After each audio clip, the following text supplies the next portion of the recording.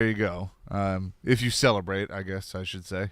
Today's just Wednesday to me. To a lot of people, the self-made holiday for everything. But, it's just one of those days. Yeah, it is. It is. And so I'm sure there'll be a lot of places busy tonight with dinners and things like that. And you and I will be, watching reruns of MASH. What about, I think, Fazoli's? You got to get your reservations in at Fazoli's soon because they're going to be packed. They are. It's always a busy night for the Breadsticks are unmatched, though. Nice delay there. I had to think about that. I had to think about my response. Yes, good old Fazoli's. All right, it's also Ash Wednesday, and you have our question of the day. Well, I think it's a fun question that you do. A lot of things for Lent. You give up things for 40 days if you do that, which is fine. So our question of the day is, I'm just curious, what could you not give up? I know it's a loaded question. What could you not give up for 40 days? So just let us know, 615-737-1025. And just, you guys are always great with your responses. What could you not give up for 40 days? Chase, what could you not give up for 40 days? We're going to find out how strong people are. That's basically what we're going to do. What could I not give up for 40 days?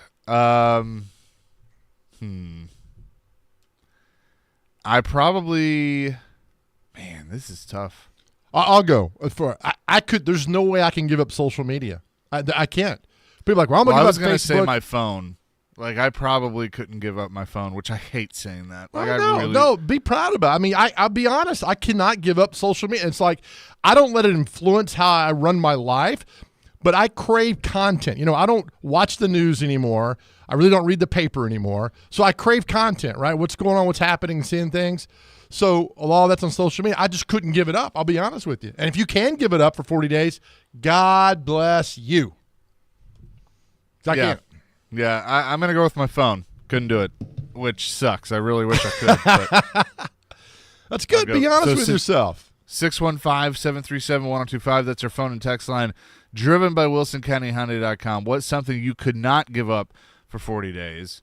We will take your answers throughout the show and have some fun with that. So, I couldn't give up you. Text line's already blown up. I couldn't give up you. I was like, can you give up Chase? And I can't. Not for 40 days. I couldn't give you up either. For oh my God, we're gonna get rickrolled. I'm never gonna give you up. We're gonna get rickrolled. Let you down. Oh, so there was a I forgot when it was. It was a month or so ago. There was a wrestling guy that's like he's supposed to be an authority, the general manager, and he's like, all right, I have just I think it was at the beginning of the year, like a special announcement and something that I want to say, and he got real serious, and all he did was do the lyrics of "Never Gonna Give You Up" and rickrolled everybody. And it was fantastic. I was like, this is good. Oh yeah, this is really nice. Good. You get hit, you get rickrolled. That was the emails back in the day when it first started. You get hit hard with the getting rickrolled until you realize that you're getting rickrolled and you're getting hacked at the same time. So you stop clicking on those emails. I gotta say though, we got to give a shout out real quick to the Vanderbilt men's basketball team for their win last night. How about that? Yeah. And I saw the ending of it, and I was like, oh, this is amazing. And I'm like, I counted to 10 before Tennessee basketball fans went at Vanderbilt basketball fans. Because, remember, Tennessee got blown out by A&M on Saturday. Right. And then Vandy fans celebrating, the Tennessee fans like, well, if you win a game and nobody's there, does it really count? And so why do they do that? I don't know, man. Why? I don't know. Like, here's the thing. Like, I want to, for my state and my job, like, okay, I want them both to do well, but Tennessee fans got to be so damn obnoxious sometimes, and it's not all of them. It's not all of you. I'm not talking to all of you, just some of you. But right. Some of you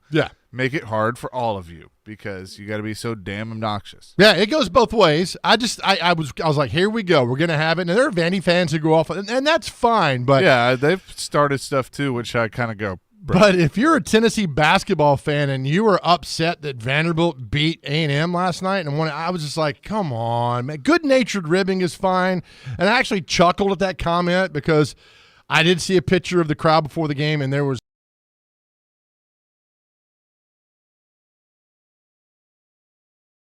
but in the last play, but the shot was blocked and all that stuff.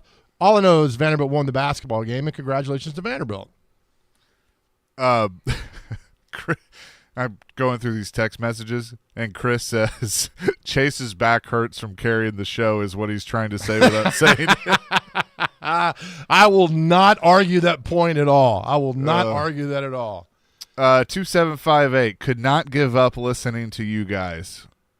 Thank you so much. Was that Dr. Crane's burner account? Dr. Crane, you're I don't have a burner account. okay. All right. Good. I just have a regular account. All right. Well, thank you. For You know, those people always have those weird burner accounts and those like the Finstagrams, the fake Instagrams. Yeah. I don't get none of that. People tell me about it. I just don't have the purpose. That's just too much time. Well, I didn't know about the burner phones until, was it Hugh Freeze, Chase at Ole Miss, and then James Franklin had them, and then I was like, what is this world of burner phones? And I was like, oh, I get it now, because you couldn't call the recruit on your phone, so you had a burner phone that was in somebody else's name, and you could say, I called the recruit. Yeah. Well, we've come a long way. We have. Now it's all legal. Now it doesn't matter. Right. All these, like one day there's going to be like a ceremony like honoring all these coaches that came before everybody that paid the sacrifice of getting show cause penalties for this stuff, like Hugh Freeze and Will Wade, and now it's all fine. Yep, you're right. It's strong ass offers for everybody. By the way, your boy Will Wade just got a nice extension at McNeese State. They're killing it down there, man. He did, and Did you graduate with him? His brother. Okay. Will was older. Will was about 4 years older, I think.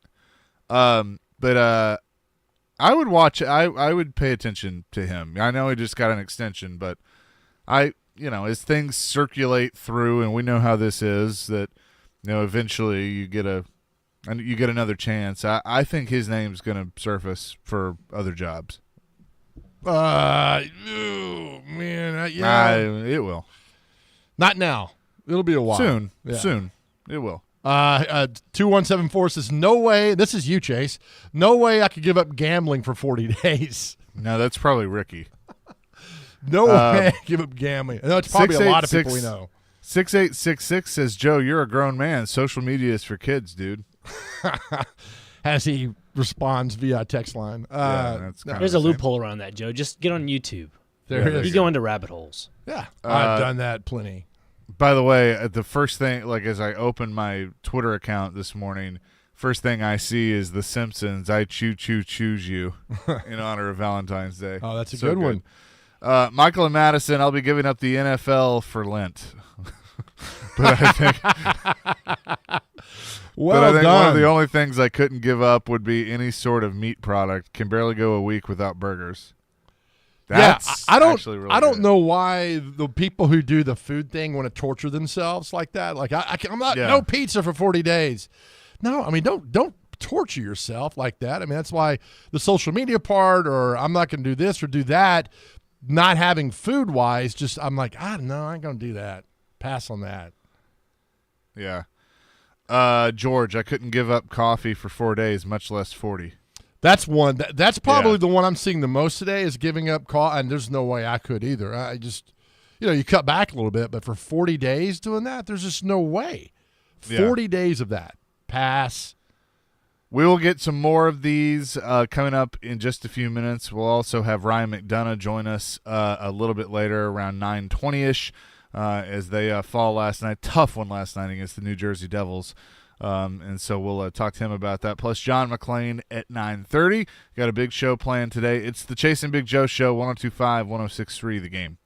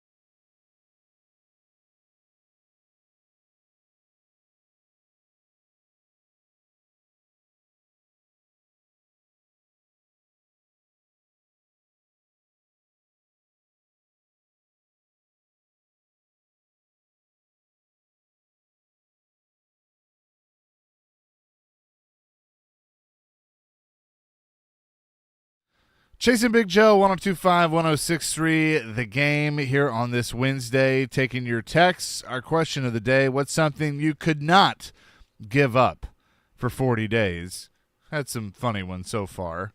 3334 says Mexican food. Absolutely no way I'm going 40 days without fajitas. Right. That's So, a good one, yeah. Of course, we had to get the Jared Stillman hate in there. It always I'm pretty I'm pretty proud of how creative you all are. Like, it doesn't matter the question, you always find a way to work in Stillman, which tells me one thing: it's working. Yeah, there's a lot of Jared Stillman disdain on the text line. Here's one though that was really a good question. That was got me. I love questions that make me think, and I'm trying to find where it went. One of our texters asked, Ron. Was it Ron about who was the Robert Ory of the NFL? A guy who just lands on multiple winning Super Bowl teams. I looked up the most Super Bowl rings won by one person is, do you know who that is? I don't. Tom Brady. He has 7 Super Bowl rings more than anybody else. I should have known that. But like Dion went to the 49ers and then went to the Cowboys and won Super Bowls. But didn't Charles Haley win a couple with the 49ers and then win with the that's a good question. When multiple, I think he's got 5 or 6 Super Bowl rings. Yeah, I mean it's a good question. So I mean, Dion won 3. Maybe 4? I don't know. Maybe only won 2. 94 and 95. 2. If that happens, but that's just the one who popped into my mind right there. But I think Charles Haley's the one. Yeah. That's probably behind. I'm trying to find this up, but I keep Tom Brady. It's Tom Brady. I know it's Tom Brady. Give me somebody else. Okay. There you go. I get it. 0877, I couldn't give up Twitter for 40 days. Scrolling through all the tweets makes me feel like a genius compared to most of the people on that app.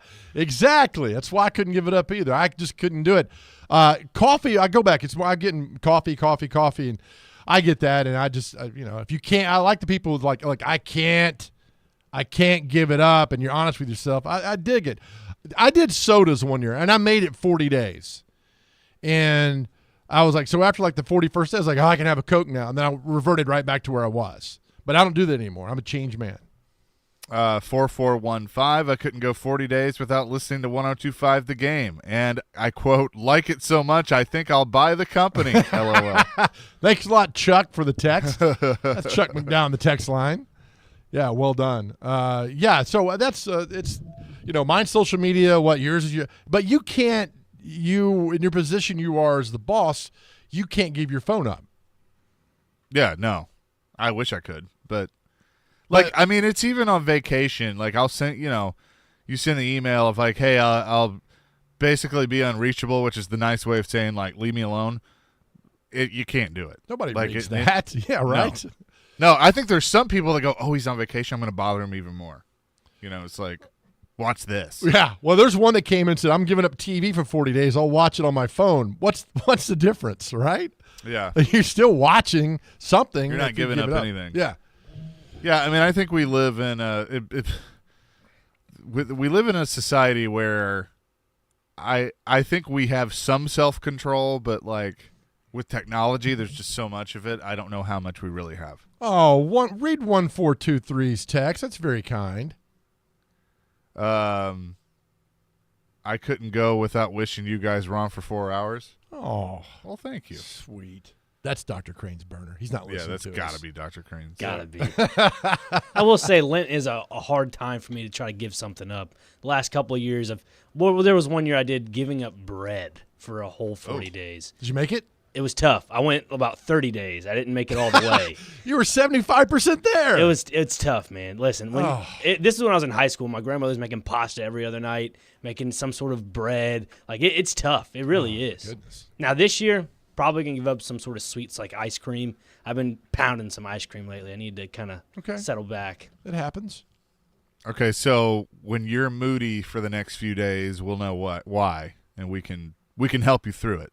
Yes, I appreciate that. I think that's what's going to happen is if I just lower the sugar intake, I feel like I'm going to be feeling so much better. Going to have this natural, like, go for it energy.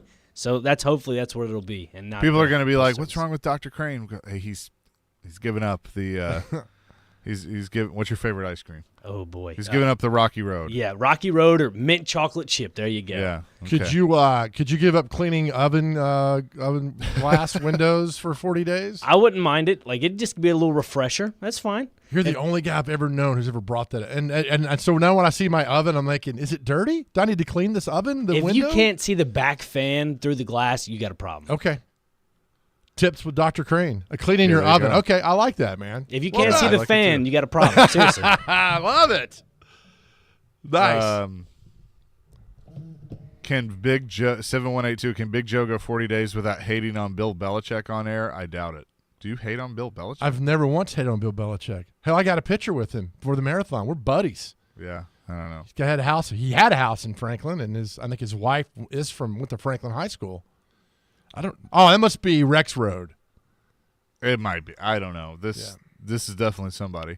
Matt Millen had 4 Super Bowl wins with 3 different teams. Okay, that's right. Raiders, Niners, and who was the last one? Oh, my goodness. I should know this. Redskins. There we go. Okay.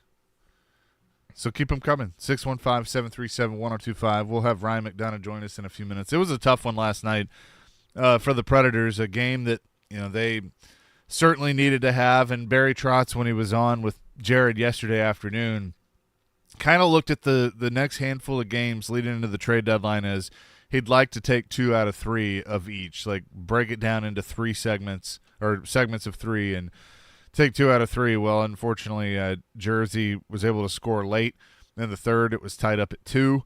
They take a 3-2 lead. Predators pull the goalie and fall 4-2 at Bridgestone last night against a New Jersey team that's pretty much in the same boat they are, fighting for a playoff spot. And we now say hello to Predators defenseman Ryan McDonough, who's on the line with us. Ryan, good morning. Thanks for doing this. How are you? Hey, good morning, guys. Yeah, no problem. I know it was a tough one last night, but it was a hard-fought game, but even though they're in the East, you're in the West, that definitely felt like a playoff game, 2 teams fighting for a spot. Yeah, no doubt. I mean, that's kind of what we expected here, and what we'll expect going forward, coming out of this bye-week break and all-star break, is everybody's kind of recharged and ramped up with enthusiasm and optimism, and wanting to prove to each other's respective management teams that we want to make the playoffs and we want to set ourselves up for success there. So it was definitely a missed opportunity last night. We weren't playing great, but we were still in a good spot, had the lead, and you try to tell yourself and the guys that we can get one period here and get something out of this game where it's really not clicking as well for us, but it wasn't the case. Your goalie, did the whole standing on his head thing last night pretty much. 43 saves, looked like he was doing everything he could to help you guys win. So does that add to the disappointment, the frustration when you see what he's doing and you're not able to get it done for him? Exactly, yeah. Those guys, our tandem has been unbelievable all year for us, and they gave us a chance to win every game. So, like I said, we had a lead there going in to that period and the end, and just try to tell the guys we could put one period together here, try to keep things simple, and like I said, try to get something out of that game, 2 points, if not 2, but 1, and to come away with none. And like I said, with the goalie playing that kind of game, that does sting for sure. We're talking to Predators player Ryan McDonough this morning. Ryan, when you have a game like that and it's a tough game, now you got to turn around, you got to focus on Dallas coming to town. How much time do you give back watching tape of what happened last night? Is it 30 minutes, an hour? Do you briefly hit on it and move on? How does that all work? Yeah, I would say majority of the guys probably watch. We get all our shifts when we're on the ice individually sent to us, and we'll watch that probably today, and then assess as a team here, pretty quick in the morning tomorrow, and like you said, have to move on pretty quick. You don't want to dwell on the past too often in this league because things happen fast, and the next game usually comes pretty fast, like it is tomorrow. And fortunately for us, it's another big division rival opponent, and another chance to kind of wrap up this homestand with 2 wins out of 3. So that's got to be our mindset before we go on a long road trip. I think I've probably asked you this before, but if you're playing, like if Dallas was on TV tonight and they play tomorrow night, do you ever watch the television broadcast just to think you might get something or see something different that you might not see by watching a regular game tape? Yeah, I do. I try to tune in, try to watch as much hockey as I can. Like I said, especially last game scenario, New Jersey was playing the night before. I tuned in for a little bit, just to get a sense of kind of what they look like on TV, and so you try to take any advantage you can get. If you got some time to scout your opponent a little bit more, you'll do that for sure. And we'll play Dallas now. I think this is our 4th time, so we're pretty familiar with them now. Jersey was the first time we had played them, so that's why I kind of wanted to get a little image in my mind of what they were going to be playing against and stuff. But Dallas we're pretty familiar with, so we should know what's expected of us, both individually and as a team here. That's going to give us the best chance to win.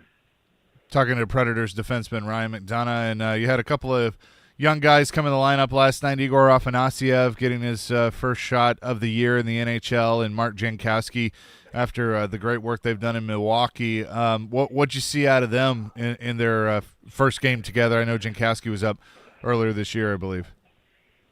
Yeah, no, I think talking to Janko, he said they've been playing together, the two of him, Janko and Igor, and obviously had some great chemistry, both having great offensive years with Milwaukee. You could see glimpses of it for sure, especially in the O-zone. I mean, quick little plays, 5-6 foot passes to each other, just supporting each other. And then, not staying on the perimeter, trying to take things to the net, trying to shoot pucks to the net. Saw Igor fortunately broke a couple sticks on some shots. Janko had a couple shots, and like I said, some pretty good O-zone time, together overall. So never easy when you're getting called up and joining a team mid-season like this. But I think, Janko's obviously played a handful of games more in the NHL, so he knows how to prepare for himself. But for Igor, kind of a second crack here in the NHL, loved his attitude and his aggressiveness on the ice. You're a veteran and have been doing this a long time. This time of year, it's unpredictable. You never know. And your GM, your coach, they've all been very honest about what they expect, and that will help Barry Trotz kind of decide the direction that he wants to go as the trade deadline approaches. So as a leader on this team, what are you talking about? How are you kind of helping handle the trade deadline and the talks and the rumors, all those things? Or is it just, hey, guys, let's keep this business as usual and one game at a time? Yeah, no, obviously it's the nature of the NHL this time of the year. You're going to hear noise, you're going to hear stuff, and, each player is in a different situation than the other. And, contract year, guys need to be re-signed or not, and maybe shipped out or traded and whatnot. So I think we had a good team meeting coming out of the All-Star break there about just, the noise is going to be there regardless.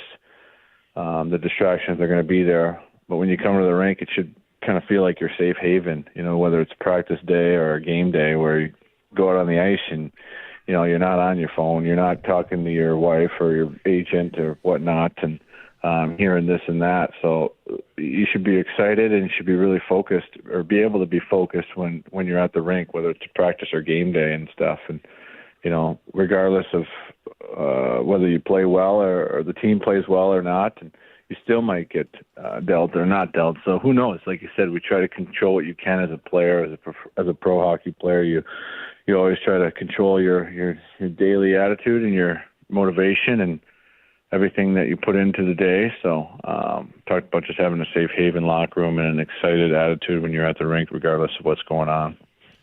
Well, Ryan, I certainly appreciate your time this morning. Good luck tomorrow against Dallas and to wrap up the homestand and then that big road trip that I know is really important to you guys. But appreciate it, and we'll talk soon. Sounds good, guys. Thanks again, as always.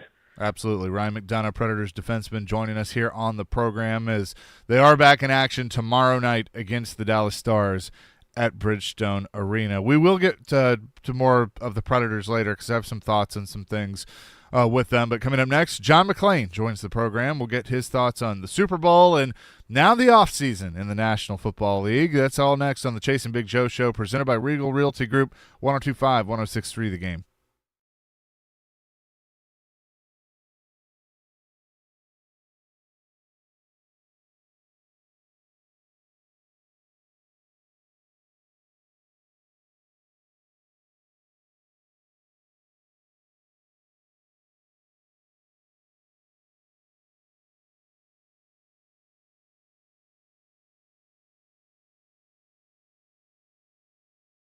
All right, ESPN Bet. I have been talking about them. They're my official sports book. They are also the official sports book of ESPN. And ESPN Bet is the only place to find daily exclusives and offers with your favorite ESPN personalities and shows. Simply sign up today, and new users will get $100 in bonus bets for making any sportsbook bet. So if there's a basketball game or a hockey game or whatever, you place a bet and you get that $100 in bonus bets for doing that. And you can find all your favorite markets and bets like in-game wagering, cross-sport parlays, teasers, and all the props you can handle. I love a good prop. That's ESPN Bet. Download today. What a play. You must be 21 years or older and in Tennessee. For problem gambling support, call or text the Tennessee Red Line at 800-889-9789. Terms and conditions apply. See app for details.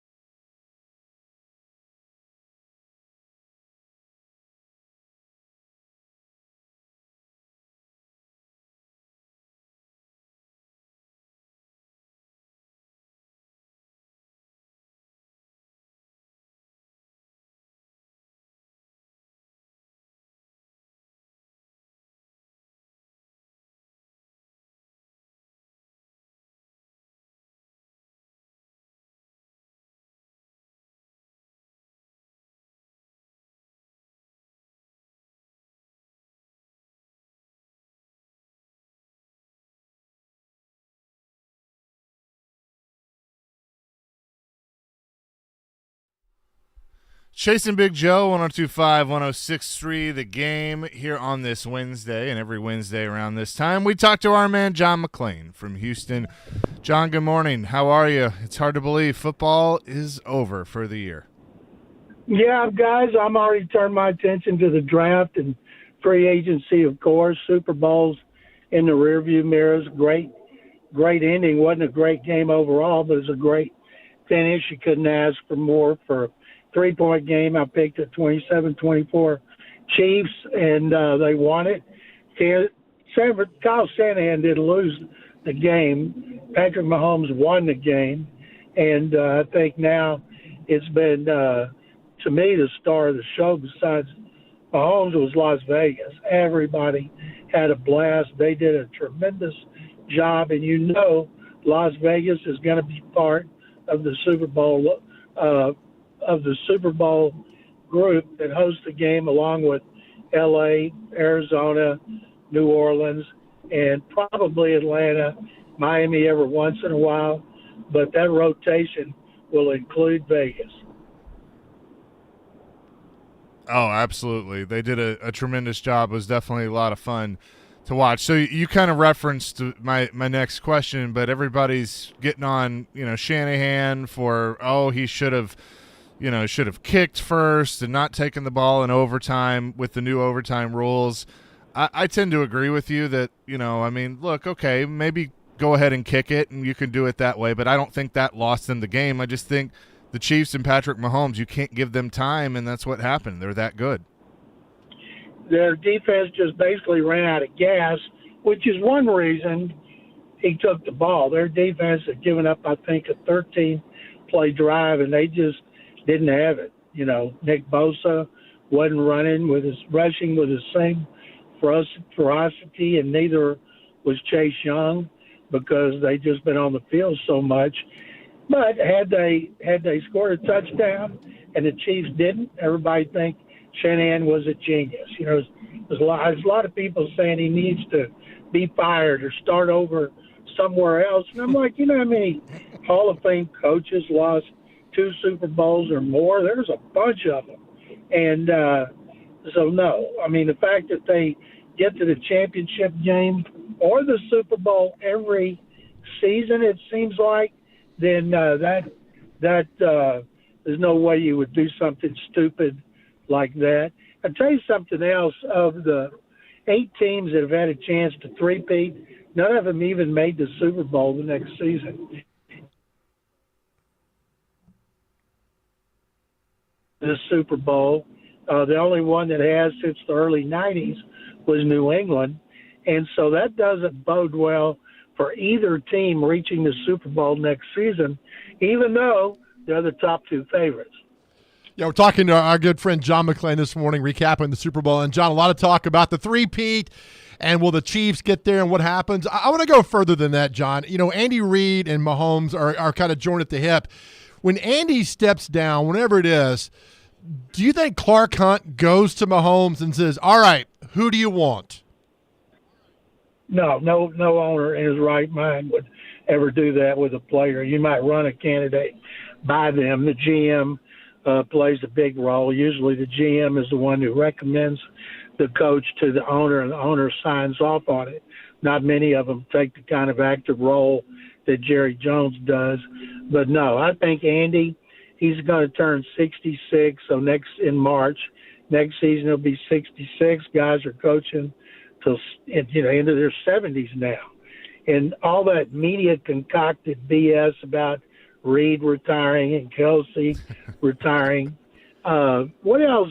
Andy Reid's not going to do anything. He's a coach, and right now he's got one of the greatest quarterbacks ever. They should be in the hunt every year for the Super Bowl. They're not going to go every year, of course, and Andy's not going to play golf, and he's not going to climb mountains. He's just a football coach, and the key for him would be to keep his health.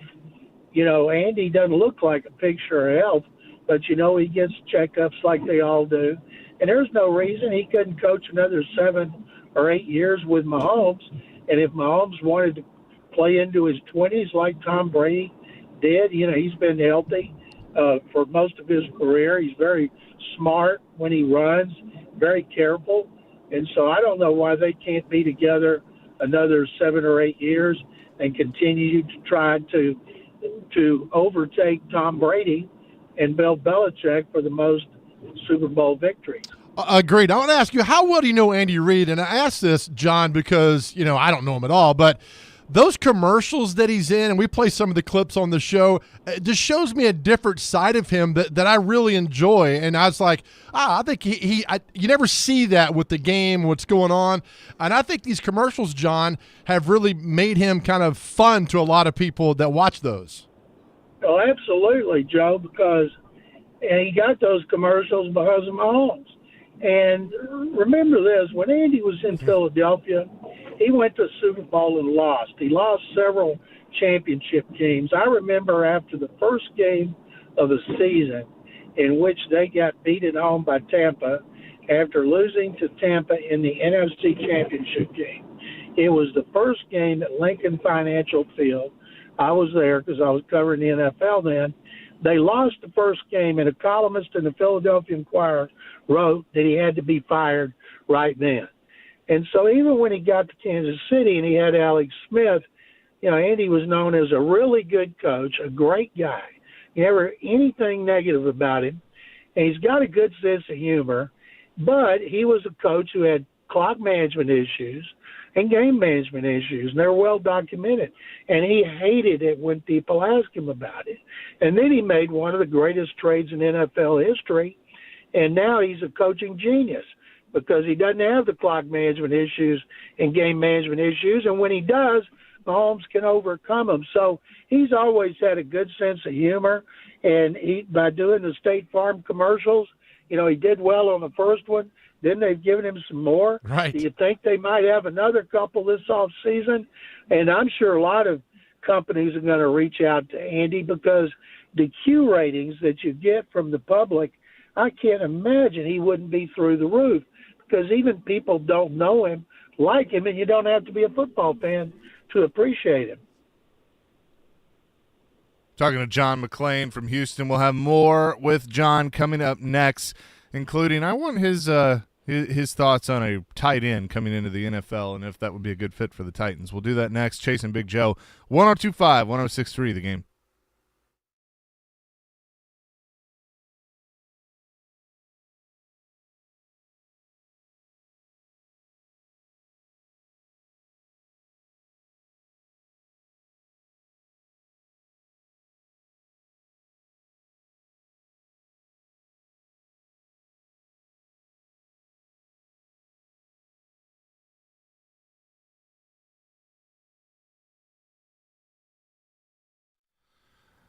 Do you want to go to Ireland? You want to learn more about it? Well, you need to pay attention because The Many Shades of Ireland with Colette is the trip. It's October 18th through the 25th, where you can explore the historic city of Dublin, kiss the famous Blarney Stone, and stand on the spectacular cliffs of Moher. And there's going to be so many other things that we're going to be doing for the 8 days that we're there in Ireland. And the best part is Colette handles it all for you. You don't have to worry about flights, meals, hotels, the sightseeing, local experiences. Colette will take care of all of that. You show up, you have a good time, and enjoy yourself. Call them at 800-581-8942, or you can go to thegamenashville.com/Ireland to learn more. Coming up on Monday, that's the 19th at Brewhouse West on Charlotte Pike, the best bar around. Come by and see me. You can say hi and also meet the folks from Colette. They'll have a short presentation, can tell you more about the trip, all the things we're going to be doing, and get you signed up. So that's coming up on Monday, the 19th, this Monday at Brewhouse West on Charlotte Pike. Again, 800-581-8942, or you can go to thegamenashville.com/Ireland to learn more about The Many Shades of Ireland with Colette.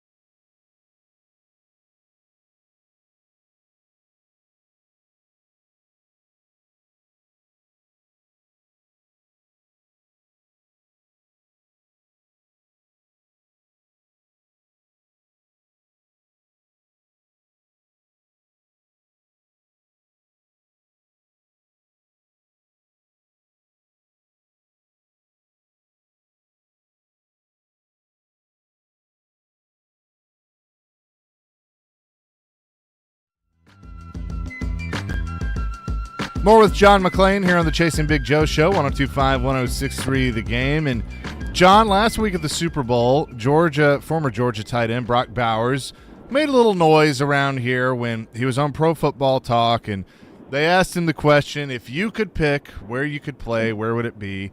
And he said the Tennessee Titans, mainly because he likes Nashville. Okay, not really much to go on there. He went on with our afternoon show, Jared Stillman, and doubled down on that, said the same thing. He obviously doesn't have a choice, but with the Titans picking at 7, there's a chance he could be there. And when you see what Mahomes and Kelsey have done together, other quarterback tight end combinations over the years, if you're the Tennessee Titans and Brock Bowers, who's projected to be a very, very good tight end in the NFL, is sitting there, would you consider that at 7?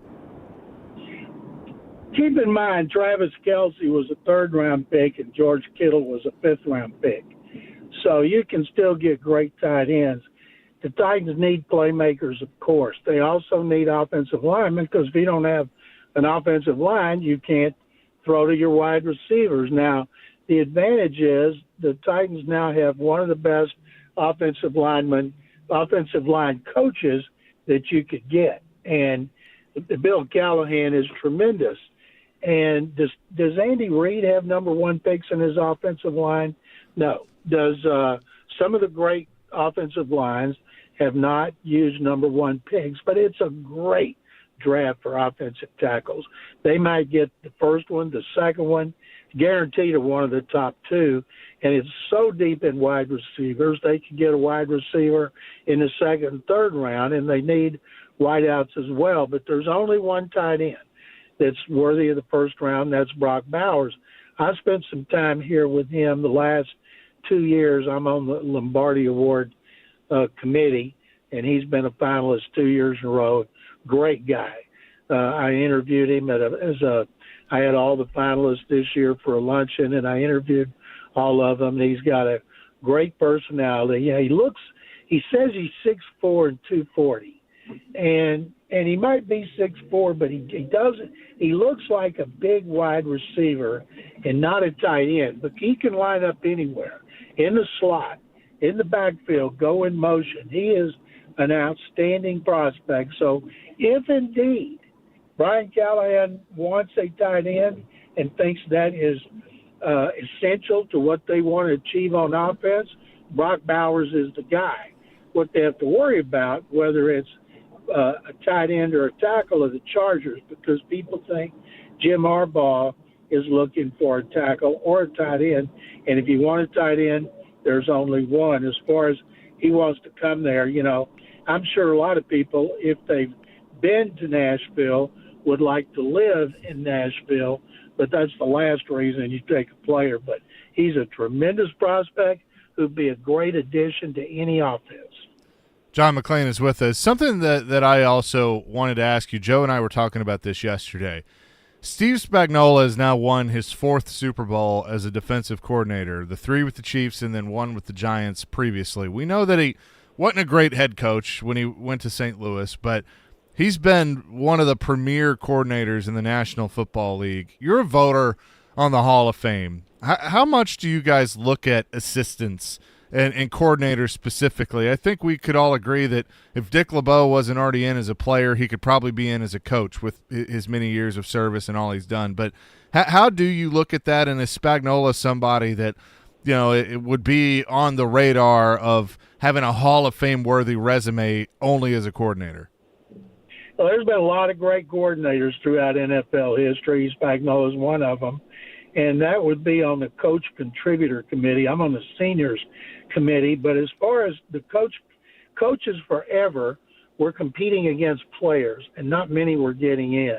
And then they created, the Hall of Fame did, the coach contributors. So you got in great general managers. The idea was someday to reward great personnel people who never made general manager but played instrumental roles in their teams winning championships.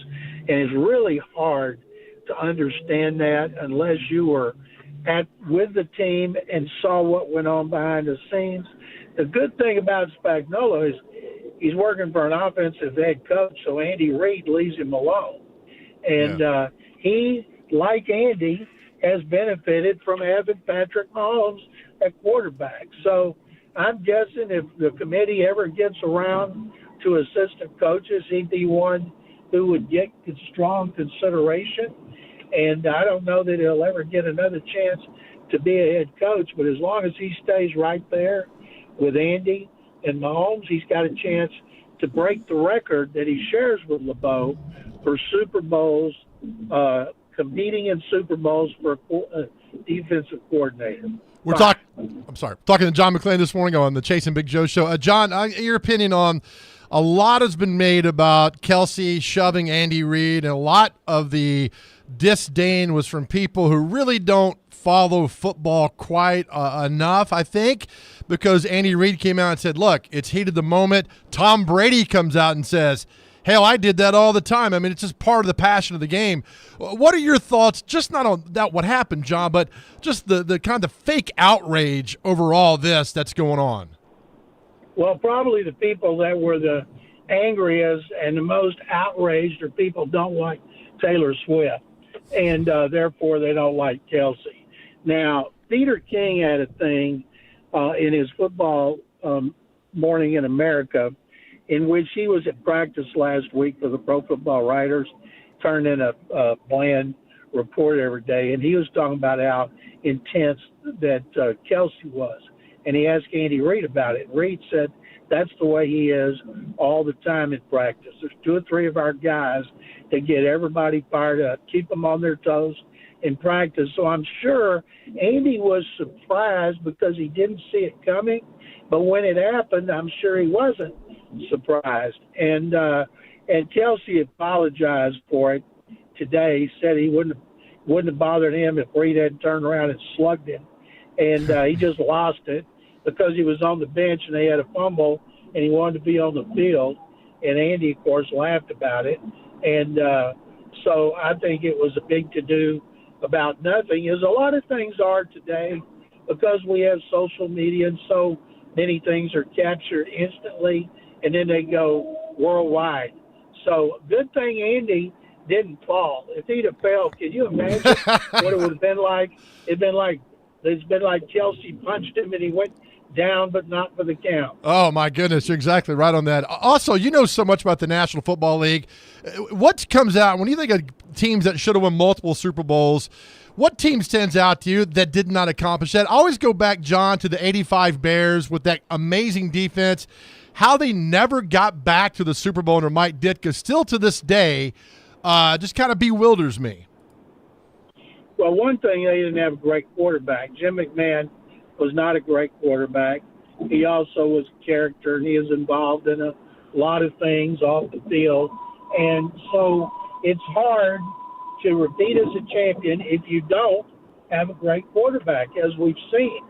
The quarterback, to me, that's the biggest surprise that never won a Super Bowl, Dan Marino. Dan Fouts and Warren Moon never even got there. The 1993 Oilers team was the best team I've ever seen in Houston or Nashville, just loaded with talent, great defense. Buddy Ryan, they knocked out 11 starting quarterbacks, and they got beat here on Joe Montana's last miracle throw to Willie Davis, who ended up with the Titans. And so I think the Bears set the record for points allowed the next year in 1986 when Vince Tobin had been elevated to coordinator when Buddy Ryan had gone to Philadelphia and taken Jeff Fisher with him. So, unfortunately, there's a lot of teams that don't win it and a lot of quarterbacks. And then you have a guy like Trent Dilfer. You know, Trent Dilfer benefited from, at the time, was the greatest defense in history for the Ravens. And it's strange how it all works. But with Patrick Mahomes, as great as he is, I think that he's a contender every year. Obviously, that's not going to happen. And the measuring stick for quarterbacks, there's Mahomes and all these other quarterbacks today, the ones we consider elite, there's a small group behind Mahomes. Oh, I agree. And I want to go on a little further on that with the Bears. I remember doing an interview. I read an interview one time with John Hanna, the greatest offensive lineman of all time, on that Patriots team that faced the Bears in the Super Bowl, and him saying, we had no answer for 11 guys. Hell, we had no answer for 2 guys on that team. So when I hear John Hannah talk about that and that moment and that team, and I want to get your opinion about that, the fact that they never got back to the Super Bowl with that team. They were that '85 Bears team was the most dominant season and playoffs and Super Bowl I've ever seen. And I covered a couple of their playoff games and that Super Bowl. I thought for sure they would win another one.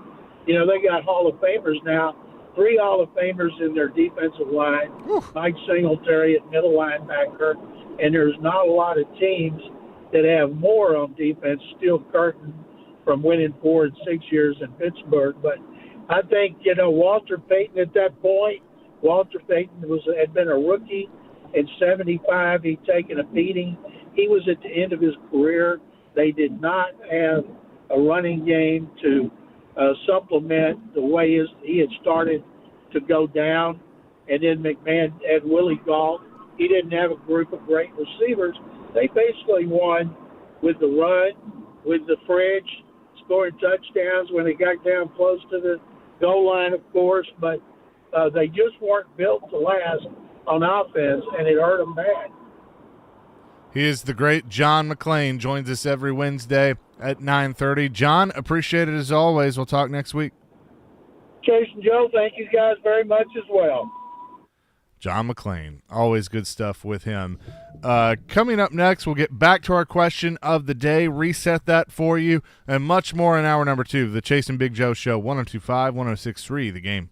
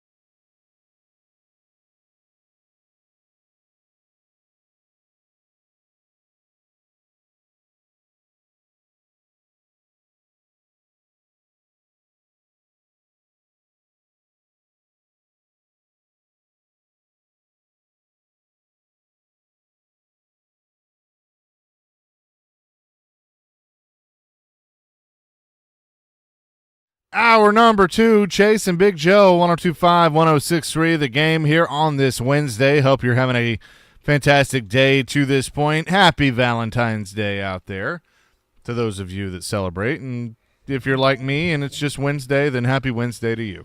It is. Also, it's Ash Wednesday, so our question, we got a lot of response last hour being, what's something you could not give up for 40 days? A lot of people are going to take this on and say, hey, I'm going to give up this for 40 days or give up that for 40 days. We want to know what you could not give up for 40 days. For me, I could not give up social media because I'm a loser. Chaser, you could not give up your telephone. You're being honest about that. But yours is different, though, Chase, because you're the boss. You need your phone 24/7. We don't. But I know. I just feel like I'm too attached to it, though. Like it's, if there's times I'm just sitting around the house, like I've realized that we've gotten so dependent on technology that if I – like, say I leave it in another room and I realize I've left it in another room, I'm like, oh, I need to go get my phone. Like, what if somebody needs me? And then, right. Do you ever have that point where you go and you pick it up and you think, okay, it's just blown up, like there's 83 text messages and there's none? Yeah, exactly. It's disappointing. What's worse to lose, your phone, your keys, or your wallet?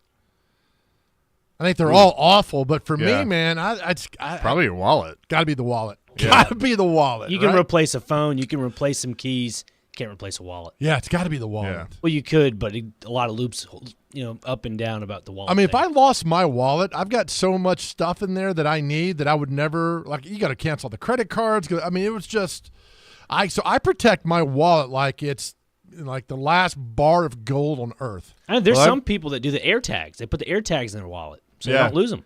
Well, mine now, like I've gotten where I've gone minimal, and I still have a wallet, but I'll like keep that in my bag or something, and then my phone I attach like my ID, my debit card, and maybe another credit card, and that's it. What do you mean to me? Like a little pocket on the backside? Yeah. Oh, that would terrify me. Well, but here's the best part. It has he was mentioning an AirTag. Like if it falls off, it'll say, hey, your wallet is disconnected at this location. And then you run as fast as Willie Galt does and then get over there and get your wallet back. I put an AirTag behind your ear one time, and I tracked you for like 3 days. I'm sure you did. I don't even know where you get an AirTag. How would you go back? You can get them anywhere. Amazon. Yeah. Okay. All They're right. pretty cool. I put them in my luggage. Yeah, like that's right. You travel. did. When we went to Miami, you had the Yeah. AirTag in there. Yep. You're like, how do you know where it is? It did us no good because you're like, it's still on the plane. It's still on the plane. Oh, it's on the cart. It's still on the cart. I was like, that's great. I want it here next to us. That's pretty cool, though. You can see it coming out of the plane with a little tag. That's neat. Yeah. You did. So 615-737-1025, something you would not give up or cannot give up for 40 days. So continue to keep those coming in there. Brian Callahan scheduled to speak today at 12:30, and he'll officially introduce his coordinators. They're going to talk as well. They made some official announcements yesterday with additions to the coaching staff, bringing a few people back, including Tracy Rocker.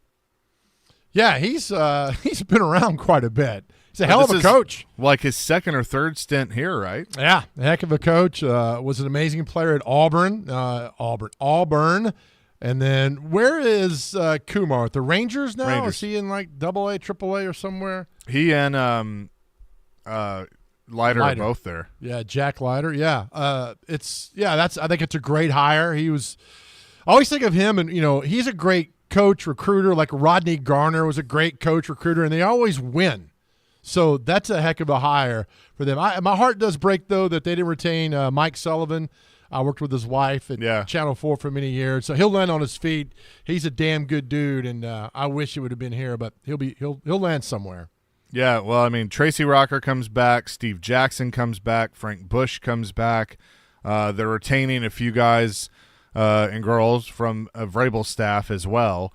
But still need a strength and conditioning coach, special teams coordinator, a few others that Brian Callahan still needs to add. But he's added 10 new assistant coaches and retained 11 others as he's starting to put his staff together. I mean, like I guess I never realized there were that many people on the coaching staff, but that's what it takes now in today's football. I know. You go back, look at those teams in the 70s, 80s. They had like 7-8 coaches, and that was it. That was it. And now they've got like 24 of them. I think, again, too many cooks in the kitchen, or is that how it goes? Yeah, but I mean, like you think about it, when you played, you probably had, a position coach that coached you and, another position. Or maybe, like if the O-line, the O-line coached the O-line and the D-line. We had 4 on each side of the ball, and then you had 4 GAs. So you had a defensive line coach, linebackers, secondary, and usually the linebacker coach was your coordinator. Then sometimes you had 3 coaches. In offense, you had offensive line coach. There was no tight end coach back then. Offensive line coach, running back coach, quarterback coach, who also usually was the head coach, would call the plays. And I get once you've had more, but I think college, you're only allowed 10 coaches on the field. I think that's all you're allowed is 10. Then, they expanded the GAs to 4. Then they add all these like we talked to Coach Stockstill yesterday. I don't think he's allowed on the field during there's something they're not allowed to do. Not on the field or. Yeah, from what I took away from him, he's kind of like, what Saban did in Alabama that had, all those former head coaches that were analysts or interns or whatever. But you'd always see Butch on the sidelines. I'm like, what is he doing? I don't. There's something. Well, I think they can be on the. I think they can be on the sideline. They just can't interact with the players necessarily. I don't know, something can't like that. Coach the player. So there's so much that goes on now, and I remember we had one strength coach and had a graduate assistant. Now you got like 7 strength coaches. It's more, and if you can afford it, that's fine to do all that. There's just so much that goes into that. With coaches now, and the NFL is like, good Lord, you got a coach for a coach. Yeah. So I look at today as, in the way I took the announcement, it was Callahan and the coordinators, and he's introducing the coordinators. But to me, this is the first, press conference as the head coach. I don't really count the introductory press conference, but now he's been able to do some work and talk to people. I don't expect to hear anything groundbreaking from him, but I am curious of just kind of how he carries himself as now it's his show. It's the Brian Callahan show, and it kind of feels like that, the way that things are going to be, we're going to hear from him more than we are Rand Carthon. Carthon has not spoken yet since, the post-Vrabel press conference, but I'm curious of what he's going to have to say today. Do you think you'll get anything out of this?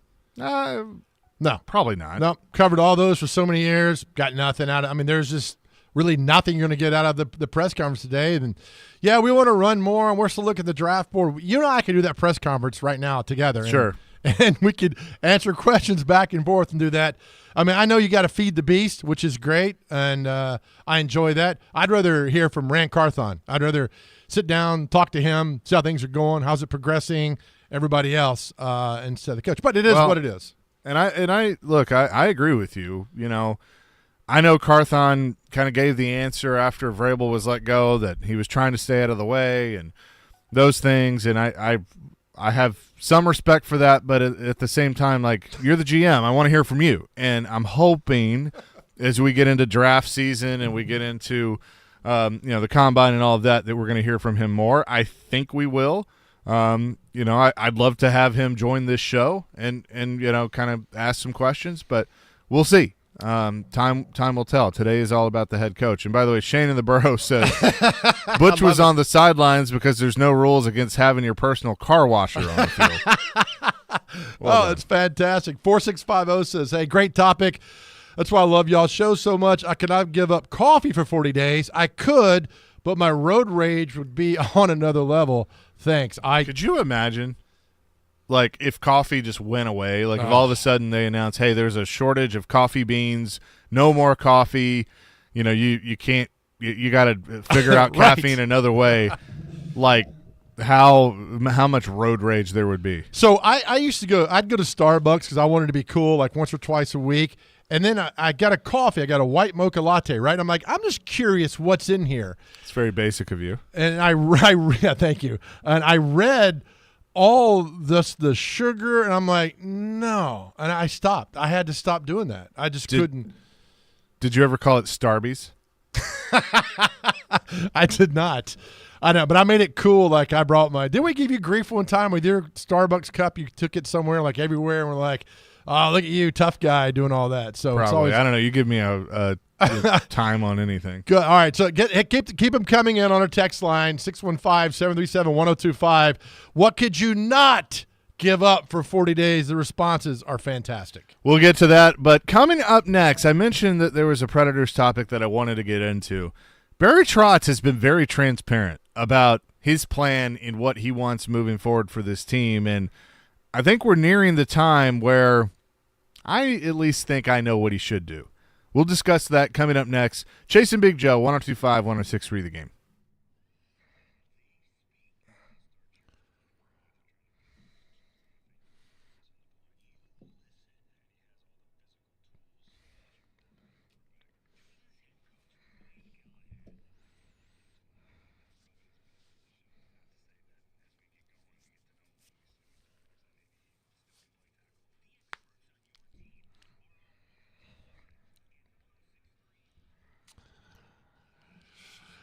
Hey, friends, Big Joe here. Look, I love hearing from all of you who have used medical house calls and love the experience, the commitment, and the care. All right, here's how it works. One, you're going to give them a phone call because all visits start with a phone call with one of the providers to determine the extent of your needs. Second, you're going to pick your treatment, answer a few questions. They'll provide you with treatment options, home visit, telehealth, or virtual prescription. Third, you're going to feel better in no time. Yes, their great medical staff will get you up and running and feeling better in no time. Board-certified nurse practitioners and physician's assistants will guide you the entire way. In fact, Chuck McDowell used medical house calls, so impressed with the service, the commitment, and care, he bought the company. Just visit the website, medicalhouse.com. Read the numerous great reviews. That is medicalhousecalls.com, where the nearest clinic is your home.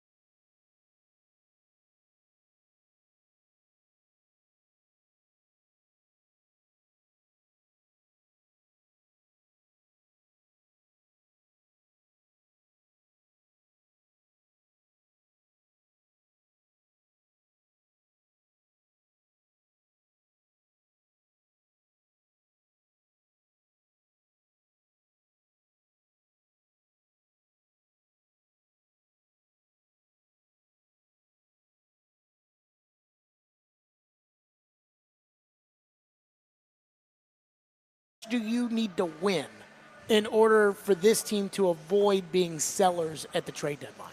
Well, I think you got to. I look at this time of year. If you can, especially with this stretch before the trade deadline, you almost have to go. You got to win 2 out of every 3. That's how I look at it, because then it sends a message to me, the fan base, the teammates that, hey, we're not going away. We want in. And if you can't get it done, I can guarantee you, our team's going to give you every ounce of what they have. And if they give us every ounce and they can do it, then we're buyers. We'll go in and get something. We can fix some things, I think, internally. Some other things we may have to go get. But if they give you every ounce and they can't do it, you have to be realistic and not try to force it. And so we could be sellers. But I don't know that yet. I think these are great tests for us. New Jersey's in a playoff fight right now for their lives, like we are. Dallas has been a absolute juggernaut for the most part this year, and we've won the last 2 games against them. So they're going to not feel very good about that. And then St. Louis, the team that we're chasing right now, we're going into their den, and then we're going out to play the Stanley Cup champion. So this is a big week for us. That was Predators general manager Barry Trotz yesterday on Stillman and Company. He joins Jared every Tuesday at 5 o'clock. Must listen, especially this time of year. Chasing Big Joe, 102.5, 106.3, The Game. Real quick, before we get into that, I want to pass on a pretty big announcement in the racing world and in Nashville that just came out a few minutes ago. IndyCar has announced it will move the Music City Grand Prix from downtown Nashville to the Nashville Super Speedway, and that will be the conclusion of the IndyCar season this year. So they will not race the streets of Nashville, but they will, in fact, race back at the Nashville Super Speedway, which is where IndyCar used to be. So, forgive my ignorance on this. This is the event that happened last August, right, down at the Nissan Stadium? Then they moved it. Then they were going to move it to Broadway, right? Correct. Now they're moving it to the Speedway? Yes. So Mike Organ, your buddy from Rayon City, has the article and says, quote, construction on the new stadium, the move was caused by construction issues related to the Tennessee Titans' new stadium. The Nashville Super Speedway will now hold the race, where it also holds the Ally 400. The previous, obviously we know where the previous races were, so more details supposed to come out this afternoon, but so they're going to move it from downtown in the street course to the Oval down at the Nashville Super Speedway. You like that? With all the construction. I mean, I loved the street course. I thought it was cool.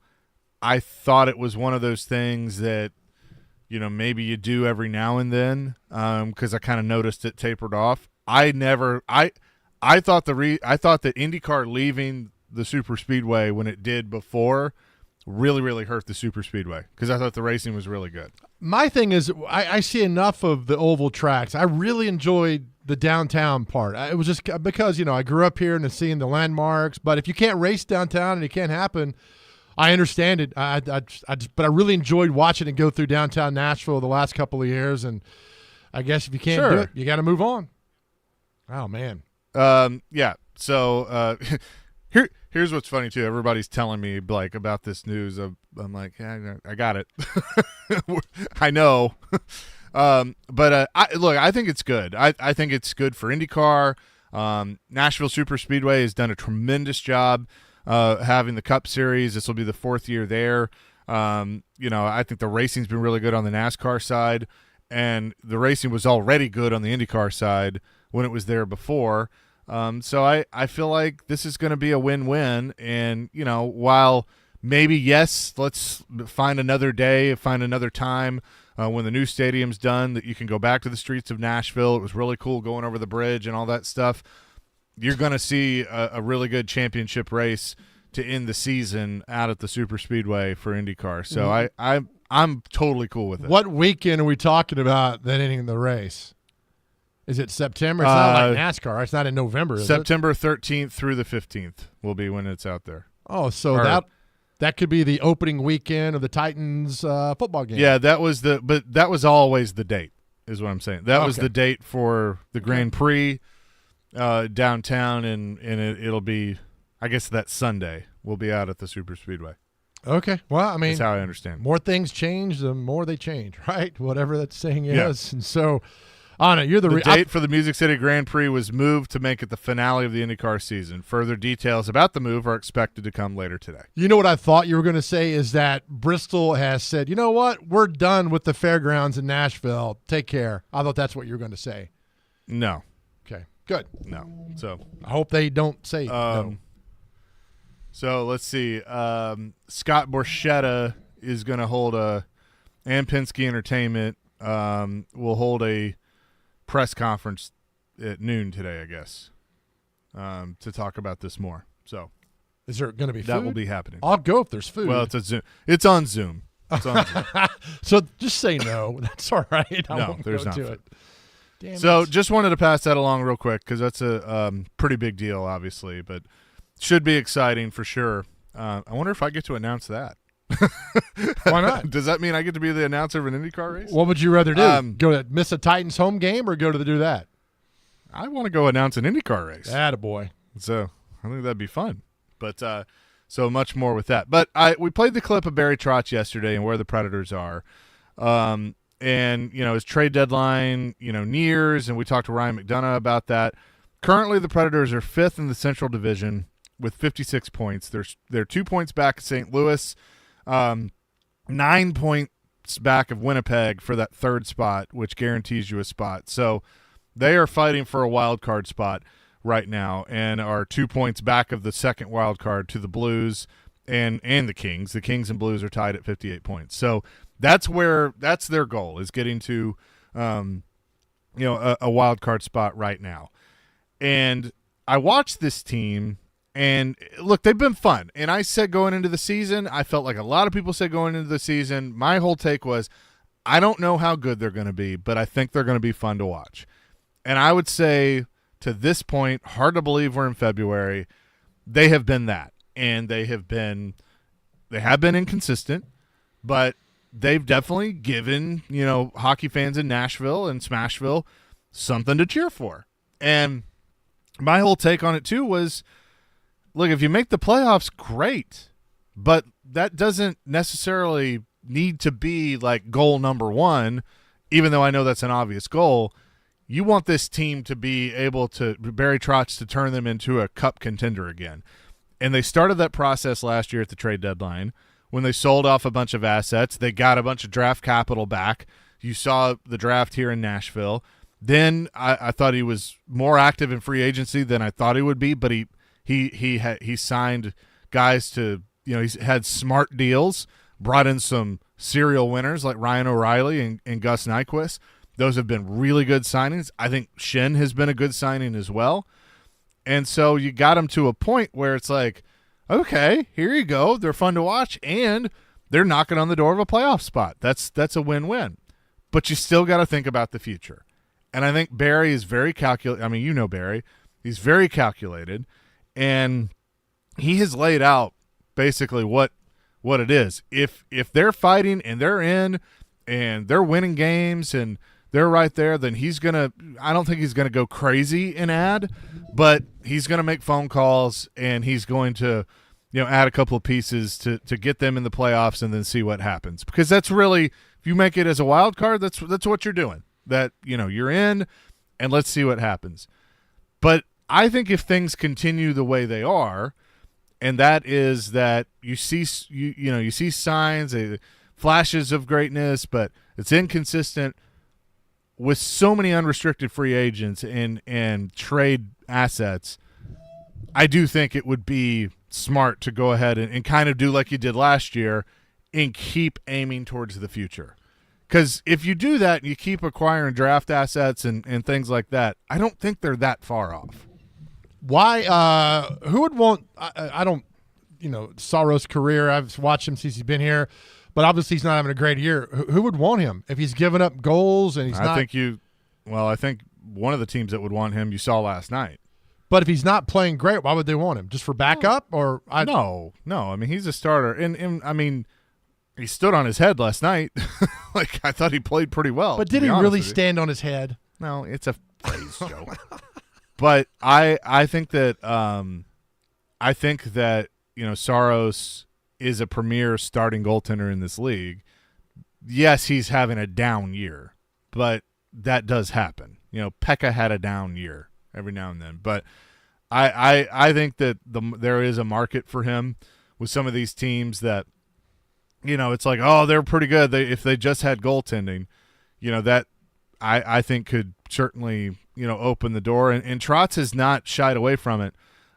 You'll hear from him again coming up next, but I mean, he's not shied away from it that he doesn't necessarily want to trade Saros, but he's also going to listen if he thinks that trading Saros is ultimately going to make the team better. We'll discuss that and much more with the Predators coming up next here on the Chasing Big Joe show. Also tomorrow will be another chance to participate in Preds Pick to Click. If you correctly guess a Preds player that scores a goal in the Preds game tomorrow night, you can win a pair of tickets to an upcoming Preds home game. Participate with Robbie and Rexroad tomorrow morning at 8:45. Pick to Click brought to you by TJ Anderson Homes of Benchmark Realty. List your home with TJ and get your home seen, heard, and sold.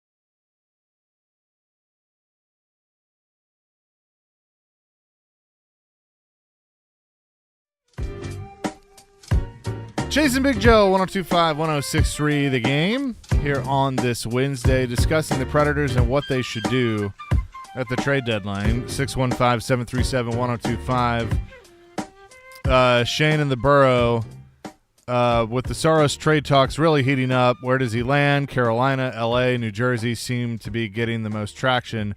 Natchez from Carolina would be a fantastic starting point. As much as Trotz wants Buford, I just don't think LA is going to part with him. I tend to agree with that, Shane. I definitely think there's some smoke with this with Saros, but he's not going to take just anything. He said a few weeks ago on Stillman and Company that he wants tangible assets coming back, not 3 first-round picks that maybe they hit, maybe they don't. And that, I think, is a smart move on Trotz's part. And then, if you were to move on from Saros, then you are you like what you see out of Askarov and know that that's going to be the future. So I think it's certainly an interesting time with the Predators. This was a piece of the conversation he had with Jared yesterday, talking about both Saros and the conversations he's had about him, and also the young guys on this team that he's been waiting for them to pop, and they just haven't quite done that yet. How did he take that when you sat down with him and shot him straight about, hey, this is where we are with you? And I think players like the honesty. I try to be honest with them as where they sit with us. And Juice, I said, I in my perfect world, you're here for the course of your career because you've been a special player, no question. But at the same time, you have to listen for the long term as well. If an asset comes that you just can't envision yourself getting, and you have our strength is goaltending, that you would have to consider that. And I told him that, and he truly believes that that I'm upfront with him on that, and which I am. And I just hope he plays good tonight so that we can go on this playoff run here. A disappointment in the fact that of these young guys that the team really wanted to give opportunities to, that not one of these guys has really cemented themselves as a top 6 forward in the NHL to this point? Or is it too early to feel that way? Well, I think it's a little bit too early. I think that we've all given them opportunity to do that. I think the opportunity, I don't think one guy could say, I didn't get an opportunity. I think they all will say they got opportunity. So, from where we are, I think, I always say you got to be in that 24-year-old age bracket where you're mature, you physically, you've gone through some of the heavy lifting, the good things, the bad things that come with this game. But they're all 22 right now. They're not 24. So we have to be patient. I've been preaching that all along. So I want to do right by the player because those players are going to be contributors to us. I don't have any doubt. How high of a contributor, I don't know yet. And that's what we're going to try to find out. That was Barry Trotz yesterday on Stillman and Company. And so, you and I, Joe, have known Barry for a long time and obviously have a ton of respect for him. The fact that he's not only transparent with us, but also his goaltender of, hey, this is what might happen, I think obviously is the right thing to do and says a lot about him. No Barry Trotz slander between the hours of 9 to 11 on the Chase and Big Joe show ever. No, I agree with you. I think, look, every team doesn't win the Stanley Cup, right, every year. I mean, you battle and you fight, and this team's got a lot of battle and fight, and every team goes through this, and you come together. Our thing is we go back to those amazing runs of 16, 17, and 18, and we kind of compare what happened back then, and, it doesn't last forever, but, he's still a heck of a goalie, and everything is still good with this hockey team, and you just got to win games like last night you're down 2-1. You got to win those games to go forward. And, again, you get to the playoffs, anything can happen. I would much rather – and that's where people argue with me, Chase. I don't understand this. I'd much rather get into the playoffs than say, well, let's get a great draft position, a draft spot. I've never been able to wrap my mind around that. Yeah. Get into the playoffs. Sure. And my whole thing is not necessarily, get a better draft position. I'm all about acquiring – assets that can build for the future. And that's the difference in, the NHL and maybe the NFL that, obviously you can trade draft picks and stuff like that. But I think that it's currency. So if he were to sell off some of the guys this year and they missed the playoffs, who's to say that this summer he couldn't use some of they got 3 second-round picks already, 3 third-round picks too, I believe. that he could use some of those and work a trade out with a team and get a really, really good player that all of a sudden turns you from they might make the playoffs to, well, they're definitely going to make the playoffs. So, I mean, that's kind of how I look at it, that, yes, I'd love to see them make it this year, just like I would have loved to have seen them make it last year after they sold everything off.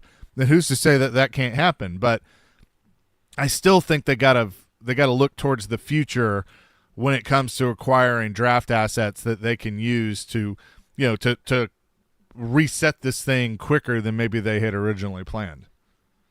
That's how I look at it. I'm just laughing because somebody's like, hey, you idiot. He did stand on his head. He had 40 saves last night. I love when people don't get sarcasm and they immediately I get the joke, and that's why I joke with my good friend Chase McKay, because we do that. But you keep on texting in there 8744. I don't mind. I love being called a clown too. That always gets me going. Well, you're a funny guy. You clown. I am? I make you laugh? How? I clown? Do I amuse you? Yeah, I make you. That was funny at the NFL Honors the other night when he did that to Tommy DeVito for the Giants quarterback. Yeah. Like, I make you laugh? How so? How do I do that? Clown? He was wearing a pinstripe suit, by the way. I mean, was he trying to play the part? I mean, come on now. Well, I mean, he's Italian from New Jersey. I mean, it's awesome. I mean, that's a good story. Right out of Sopranos. Just not a good quarterback, but it is what it is, man.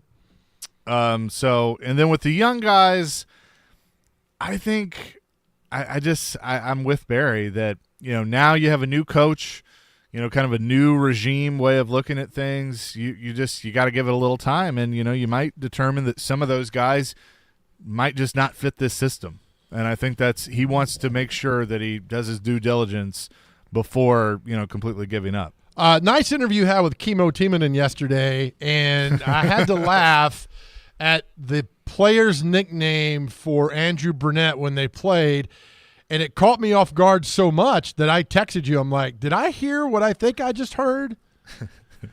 Yes, you did. Yeah. Kimmo Timonen, if you missed it on the pregame show, I asked him about his former teammate and guy that he played against for a long time.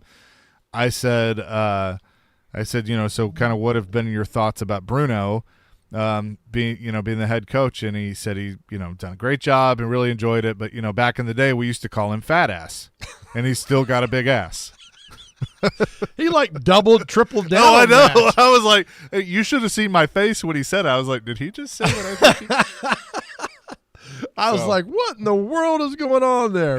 And look, if you obviously have, but if you haven't been around Kimmo Timonen before, he's a gem. Just a great person. Love when he comes back to town. Just very, very entertaining. And obviously was a great player in the early days of the Predators. So it was really cool getting to see him last night, talk to him. I had like a 3-second conversation with Shea Weber, but it was good to see him. And then Mike Fisher as well. And he told me to tell you hi. I'm sure he did. Yeah, he did. Tell him I'm still married to someone famous. Yeah. He's like, you still work with that idiot? Yeah. So I got a message for him. Yeah. So he's obviously a good man. But it'll be interesting to see what happens with the Predators, and as the trade deadline approaches, again, they're back at it tomorrow night against the Dallas Stars. Coming up next, we will put a bow on things, tell you what day it is, get more of the answers to our question of the day. What's something you could not give up for 40 days? We will do that next in Celebrity Birthdays. Chasing Big Joe, presented by Regal Realty Group, 102.5, 106.3 The Game.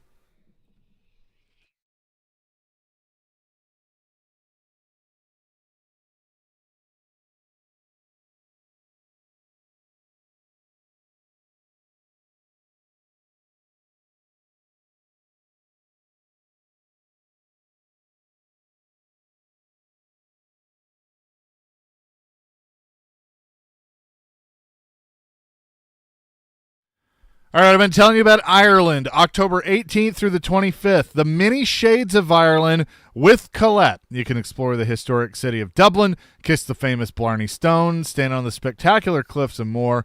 So many things that we'll be doing on this trip. And the best part is Colette takes care of all the details for you.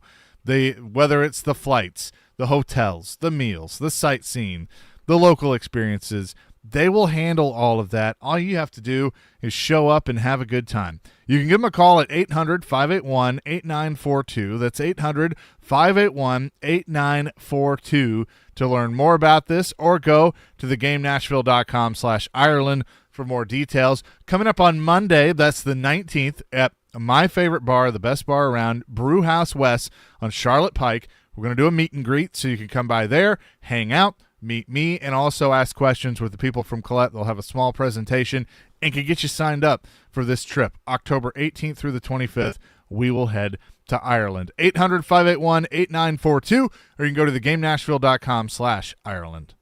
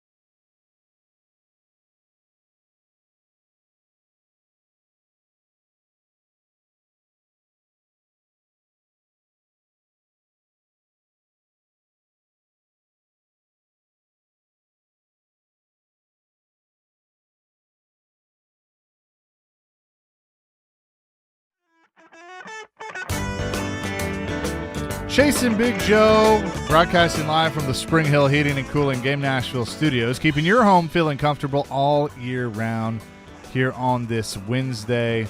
Has had a lot to discuss today with John McClain, got into the Predators, the IndyCar news. Nashville Super Speedway will now be the home of the Music City Grand Prix, so it will move off the streets of downtown Nashville and out to the track in Gladeville and close out the IndyCar season. So back to where it used to be for 5 or 6 years they raced out there back in the day. So it'll be cool to see that coming up in September. Pretty big news. But lot to discuss today, including, Joe, our question of the day, something that you could not give up for 40 days. Well, a lot of great responses on the text line. Again, we say this every day, but we throw these questions out there. Sports, non-sports, we don't care. Y'all's responses are simply fantastic. So thank you every single day for making us laugh and making us think, and some really good responses. So keep them coming. What could you not give up for 40 days? You know what I could not give up, Chaser? What's that? Dr. Crane and celebrity birthdays. That's right. Too And what kind, day Joseph. it is. And what day is it, buddy? Today we have National Organ Donor Day on Valentine's Day. That's a little weird. The other one we have is Pet Theft Awareness Month, day. Goodness gracious. Library Lovers Day. That'd be my mother. Read to Your Child Day. I might read to my brother. Joe used to read to me. He doesn't anymore. I used to read to my son as Hannibal Lecter, and he could not get enough of it. And then I had to switch up and read to him as Bob Hope, and then he loved it. So make it fun. Okay. The other one we have is National Call a Single Day. I guess that's like maybe singles, craft singles, maybe. I don't know. Other one we have is, craft singles, the cheese. Yeah, no, I know. Call the company maybe. Get some free Okay. cheese. All right. The other one we have is Ash Wednesday, obviously. Frederick Douglass Day. I was looking him up on Wikipedia. Does not have an actual birthday noted. So that's a bit odd. Maybe today's his birthday. I don't know. We also have National Cream-Filled Chocolates Day. Fantastic. I'm getting fatter by the second. You keep reading that. And then the last one we have is obviously Valentine's Day. Well done, Dr. Yes. Crane. All right, time for Celebrity Birthdays, America's favorite game. It's so popular that Steve Harvey tried to steal this, and we said no. All right, you ready, boys? I'm ready. All right, first birthday is actress and author Meg Tilly. I don't know who that is, so take a guess here. 64. 38. 64 exactly. Man. Oh, I had no idea. I just took a. her sister's shot. Jennifer Tilly. Singer Rob Thomas from Matchbox 20. You know the big song they have, 3 a.m.? Yeah. It's a great song. And then I read, it's kind of an odd song, a different song. It's about his mother battling cancer. And I Yeah. was like, it makes you think of the song. It's a whole new world. I mean, it's a beautiful song. Anyway, Rob Thomas, how old is Rob Thomas today? 54. 62. 52. Chaser is up 2-0 already, man. I like this. Don't know who that is. Actor Jake Lacey. He came in The Office the last 2 years and started trying to date Pam. Really had a thing. And he's been in, gosh, he's in another movie that's on Amazon where he moved in with a family and killed them all. Oh. 51. 47. 38. Oh. I have to really explain who it is, and it's not really good. All right, TV personality Pat O'Brien. Pat O'Brien. He's got a great bar in New Orleans. O'Brien's. Pat O'Brien. Yeah, Pat O'Brien. 58. 61. He is 76 years old. Magician Teller of Penn and Teller, the one who doesn't talk. Teller. How old is Teller? 60. 57. He's 76.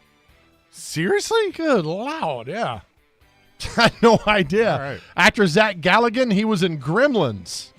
We all remember that movie. Yeah, unfortunately. Get out of here. I will in about 2 minutes. Let's see. I don't know. 52. I don't know. 67. 60. Dr. Crane, you're being shut out 2-0. I know. Rough A day. few more as we get out of here from people that we've kind of heard of. That's it.